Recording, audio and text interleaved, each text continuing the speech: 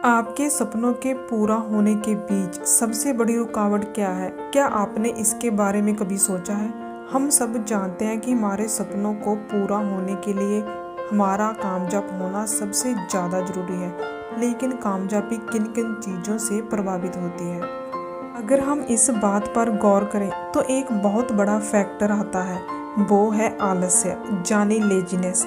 हम अक्सर देखते हैं कि ज़्यादातर लोग अपने काम को टालते रहते हैं। इससे ना वो केवल परेशान होते हैं बल्कि ज़्यादा दिनों तक आलस्य में रहने पर लोग काम की वजह से मेंटली भी अनस्टेबल हो जाते हैं। भारत के महान कूटनीतिज्ञ आचार्य चाणक्य जी कहते हैं, आलसी व्यक्ति का ना तो वर्तमान होता है और ना ही भविष्य। आचार्य चाणक्य जी की इस बात से हम सब समझ सकते हैं कि जीवन में आलस्य को दूर करना कितना जरूरी है। आलस्य के बारे में स्वामी विवेकानंद जी ने भी अपने विचार दिए हैं। वो कहते हैं, जब आप व्यस्त होते हैं तो सब कुछ आसान होता है, लेकिन आलसी होने पर कुछ भी आसान नहीं होता। चलिए इसे एक कहानी के जरिए समझते हैं। एक गांव में गोलू नाम का एक आदमी रहता था।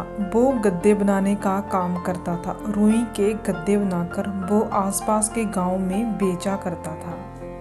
आप शायद जानते होंगे, गद्दे बनाने से पहले रुई की धुलाई की जाती है, लेकिन गोलू बार बार रुई का ढेर देखकर आलस्य फील करता था। इस तरह वो काम से बहाने बनाने लगा था और उसकी कमाई भी धीरे धीरे कम होने लगी। एक दिन वो अपनी प्रॉब्लम लेकर एक महात्मा के पास गया। महात्मा ने उसकी पूरी बात सुनी और सॉल्यूशन के तौर पर बस इतना कहा, सुबह एक निश्चित समय पर काम की शुरुआत किया करो और वो काम सिर्फ 1 घंटे तक करना है। गोलू ने ऐसा ही किया और कुछ ही दिनों में गोलू की आलस्य की प्रॉब्लम दूर हो गई।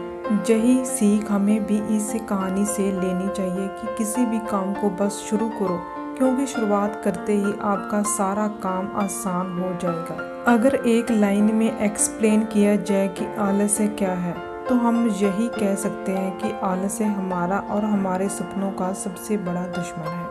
कोई भी इंसान ये नहीं चाहेगा कि वो हर वक्त बैठा रहे, लेकिन वो आलस्य की वजह से कंफर्ट जोन में चला जाता है, जहाँ से निकलना उसके लिए बहुत मुश्किल हो जाता है।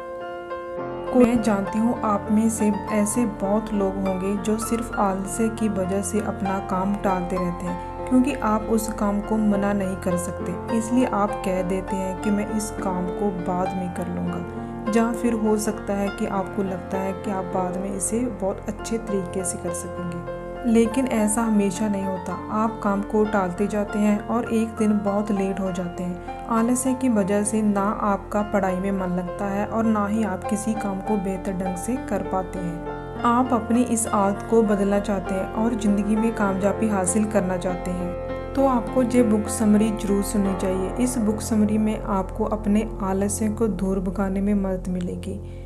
इस बुक का नाम है साइकोलॉजी ऑफ लेजीनेस। इसके लेखक हैं मोहम्मद शकील।